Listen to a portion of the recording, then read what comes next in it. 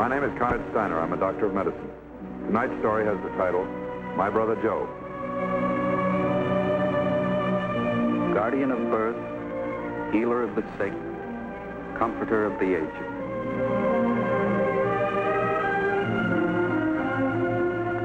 To the profession of medicine, to the men and women who labor in its cause, this story is dedicated.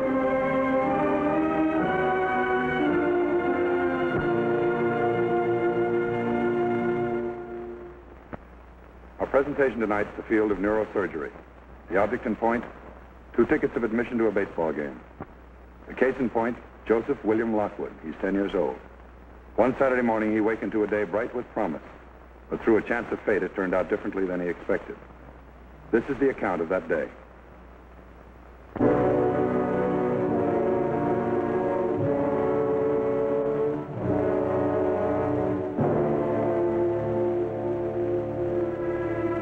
Excuse me. Yes? My name is Stanley Lockwood. I'd like to see Joseph Lockwood, please. Is he here? Are you close relative of his?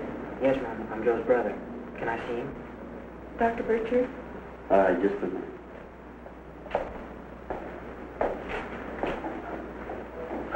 Joe? Joe? What's the matter? Do you know? Oh, you've got a good idea, son. He's pretty critical. He's had a severe head injury. Fractured skull? We haven't seen the x-rays yet.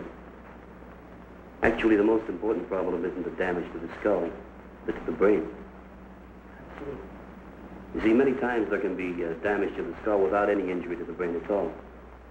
You might compare it to a crate of glassware. There's no great harm done if the crate happens to be cracked or broken. It's the contents inside the crate you worry about. Anything I can do? If there is, we'll let you know. Okay. I'll be waiting outside here in the hall. Fine.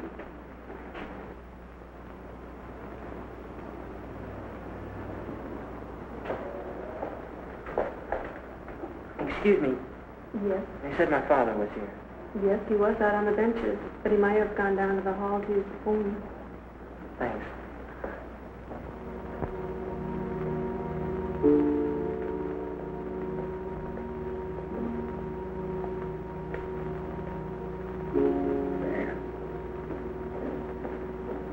Dan, how are you, son? I just called your grandmother's place. She told me you left. I came in a taxi. It took a long time. You okay, Dad? Oh, sure, just a couple of scratches. How about Joe? Did you see him? How is he? You were here first. Haven't you seen him? No, I couldn't, Stan. I just couldn't take it. I'd break up seeing Joey lying in there. Believe me, son, I wouldn't be any good at all. Joe's hurt, Dad. Don't you want to see him? Sure I do, but I just told you. If I saw Joey now, I'd break up. That wouldn't help things, would it, son? Yes, it wouldn't. Now, wait, Stan. What's happened between your mother and me? You know how much you fellows mean to me, you and Joey. You know how I think about you. Sure, Dad. I know how you feel.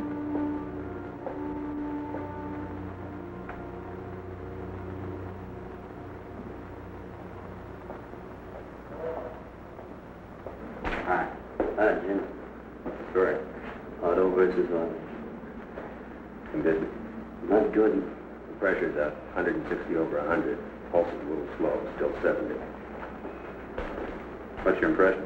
Severe cerebral contusion with edema, possible laceration. We're worried about interval hemorrhage. Blood pressure's up and pulse a little slow. It goes along with increase in cranial pressure. We've got him prepped for surgery just to be on the safe side. Any interval history? No, he was unconscious from the time of the accident.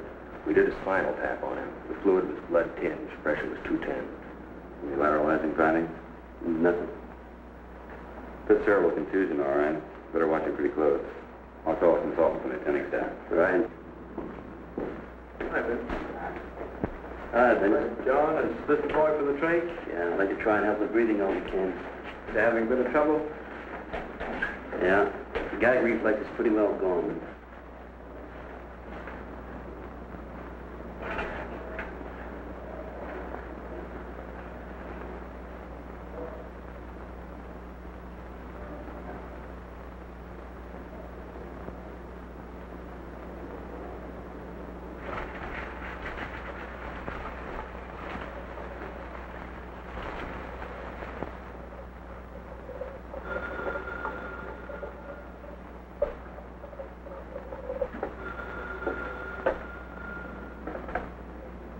$5,900, Miss Swenson. All right, thanks very much.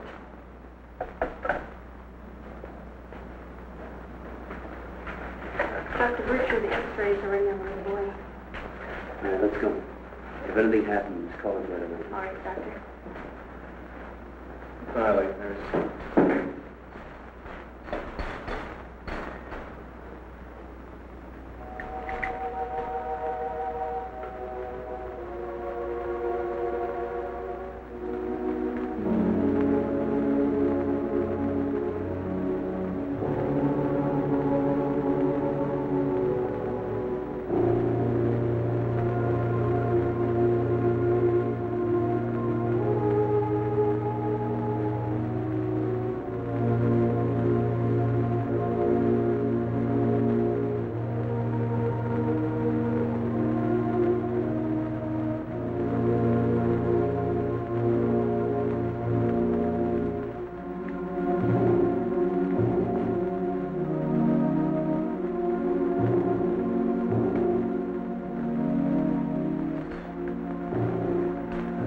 Cylinders on the scaffold.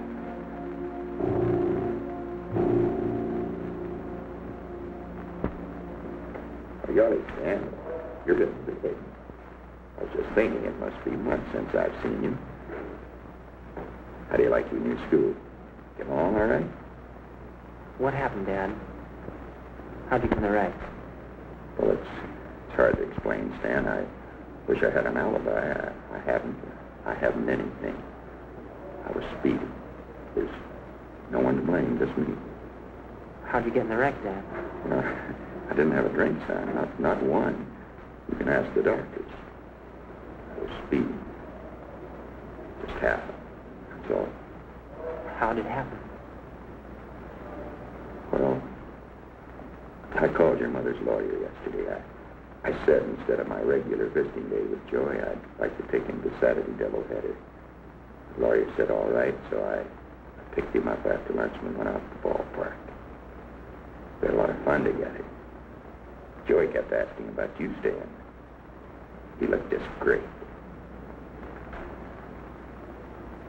Well, it was a lot of fun.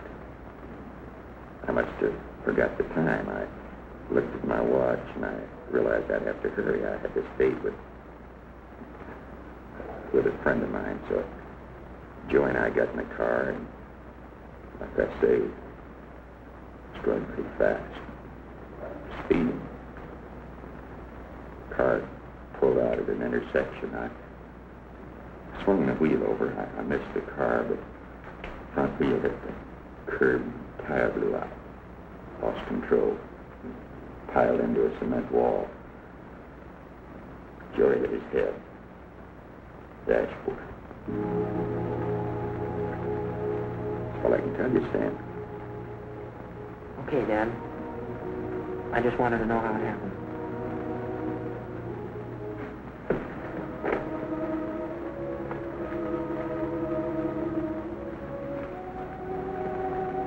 Cigarette, Stan? Or don't they agree with you? No thanks, Dad. I don't smoke.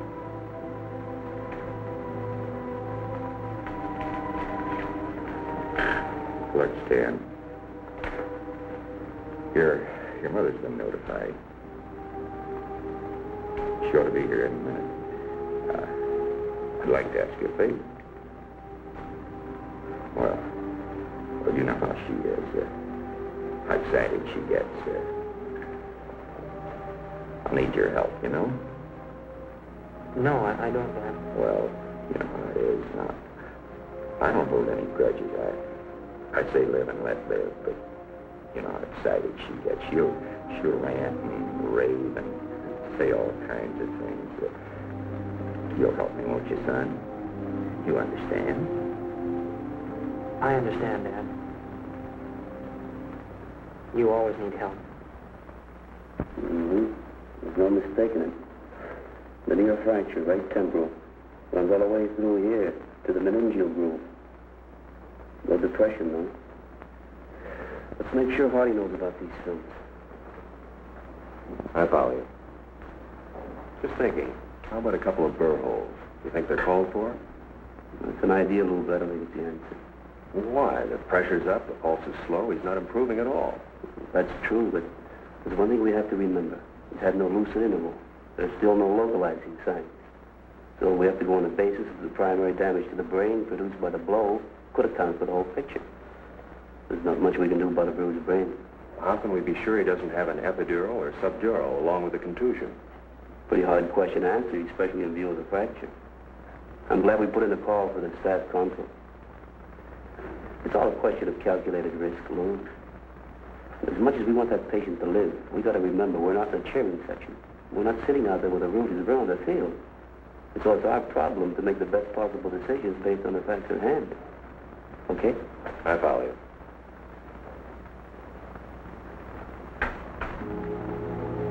So the quiet, desperate struggle for the life of 10-year-old Joseph Lockwood continues.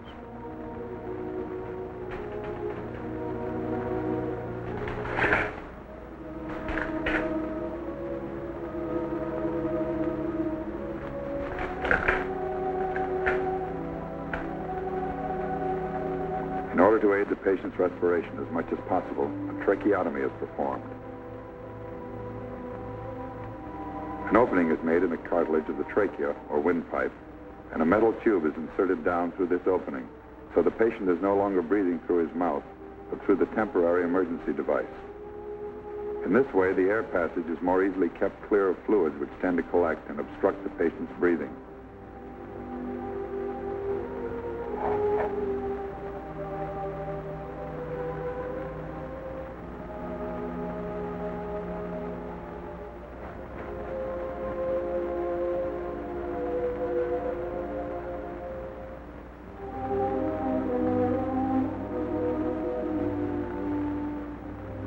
The oxygen supply is then regulated to conform with this procedure.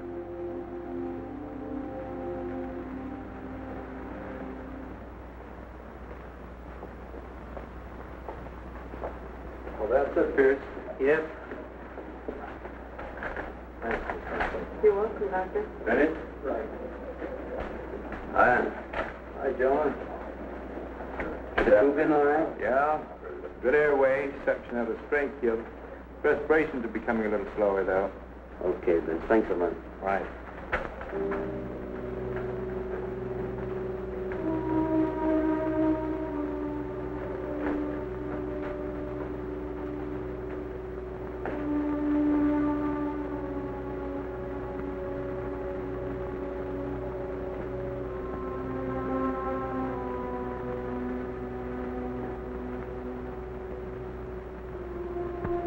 Dan.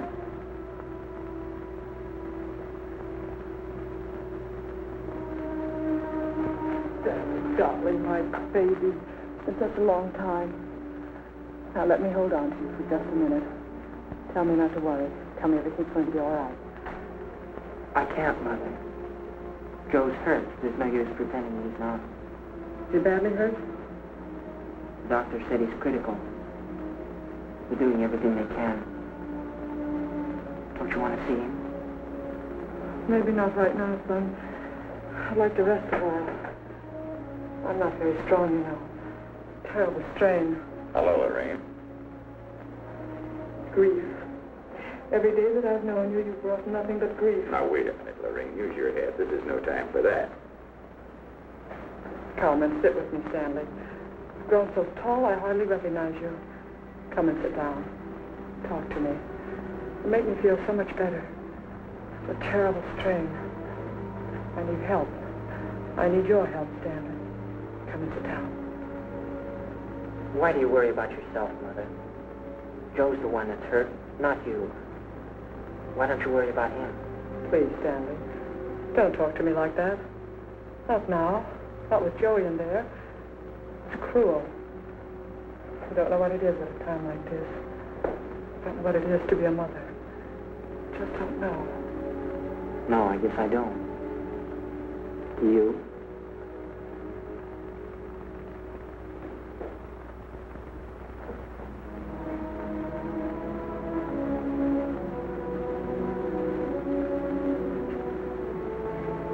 Still the same, 160 over 100. I guess we better do it. It's our only chance. Yeah, all right, Frank. We get the parents' consent. It's all lined up, the blood's available. Yeah, we'll be up right away. Staff man? Uh-huh. Frank Kirkman. He saw the patient while you're on X-ray. He's waiting for us in 15. All right, let's go.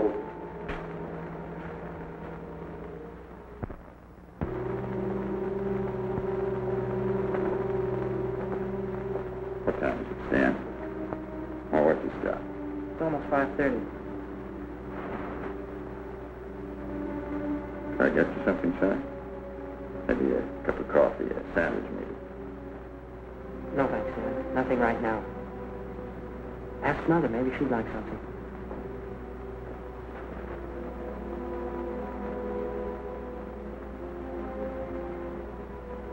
I got you something? Would you care for a cup of coffee? Get away from here. Can't you try to be civil? That's the least you could do at a time like this. Get away from me. Haven't changed a bit, have you? You're still the important one. Nobody matters, just you. Everything takes second place, even your own children. You've got your nerve. How can you even mention the children? Oh, you've done things to me before. But I never dreamed you'd do a thing like this. It's out of your mind. Do you think I meant to hurt Joe? What difference does it make what you meant? You did it. It's on your conscience. You could mention a few things that should be on your conscience. That is, if you have such a thing as a conscience. You've got your nerve. You of all people. You cared nothing for me. You cared nothing for the boys. You're not even a bad father. You're no father at all. And I suppose you're the loving mother. The loving, devoted mother. Don't make me laugh. You fool. You stupid, conceited fool. Be quiet. Stanley. Both of you, be quiet. If you can't act decent, then get out. Leave right now. I'll look after Joe. Wait a minute, son. He's done without you for a long time. We both have. We don't need either one of you. As far as I'm concerned, I don't care if I ever see you again. You can walk out that door and be gone forever. We're not going to miss you. You're supposed to be our mother and father. I don't understand you. I don't know you. I never did know you. Same for Joe. We've been so busy fighting that we never had a chance to know you. Go on, leave right now. Take your fighting outside. Go out and fight on the sidewalk. Stanley, please don't. Please, nothing. I've heard it all my life. I've heard all I want to hear. Fighting, arguing, calling names. Can't you ever be nice? Can't you act like a mother and father are supposed to act? Kids at school. Their folks are nice. They like each other. Why can't you be like them? Even now, Joey in there, all banged up. All you can do is fight and argue. I know what you're like now. I didn't want to, but I finally made up my mind. You don't care about Joe. You don't care about me.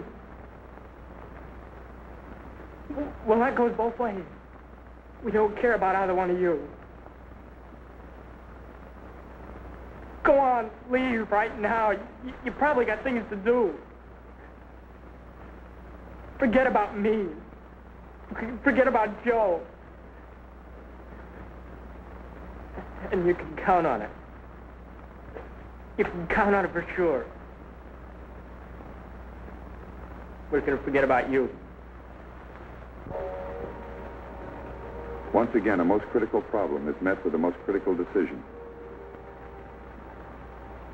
With the patient deteriorating and his coma deepening, the possibility of a blood clot, however slight, cannot be ruled out. There's little hope in performing the operation, but there's no hope at all if the operation is not performed.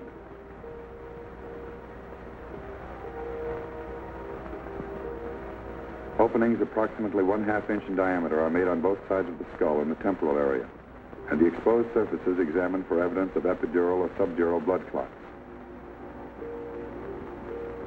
There's little hazard in the procedure compared to what might be gained from it.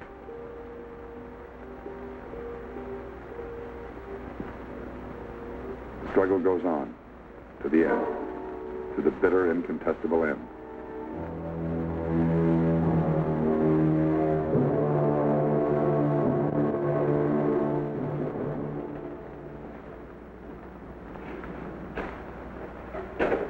Rough one. 10 years old. It's not much of a life.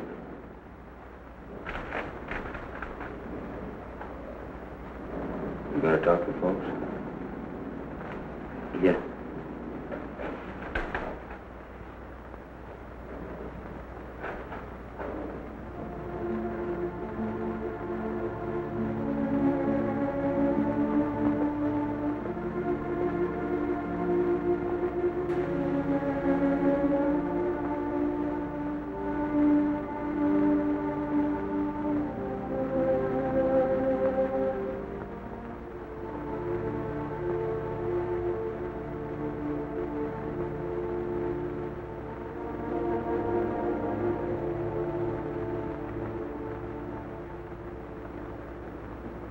No.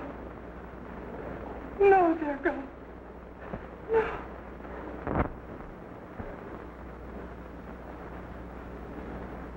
Doctor.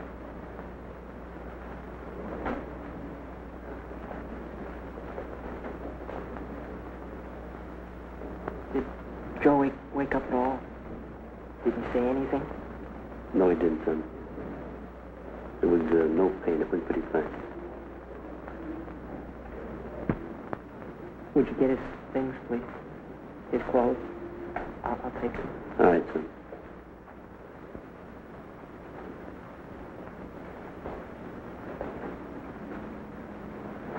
Dad? Shall we go home? All right, son. Lorraine, we're going home, honey. Now, take it easy. Everything's going to be all right. Yes, sir. Thank you, Doc.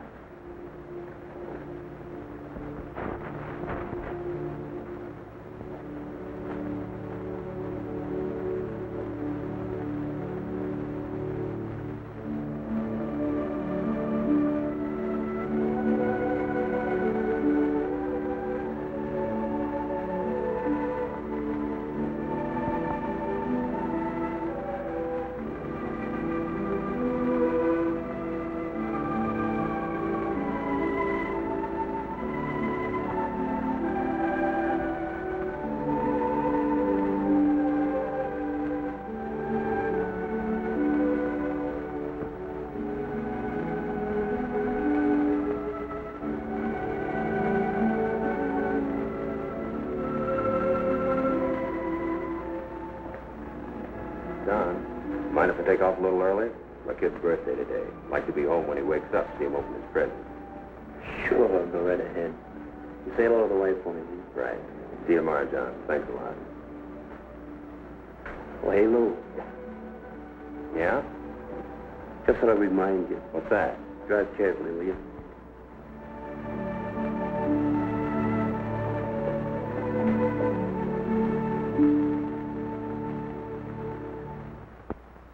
One final observation regarding the outcome of tonight's case.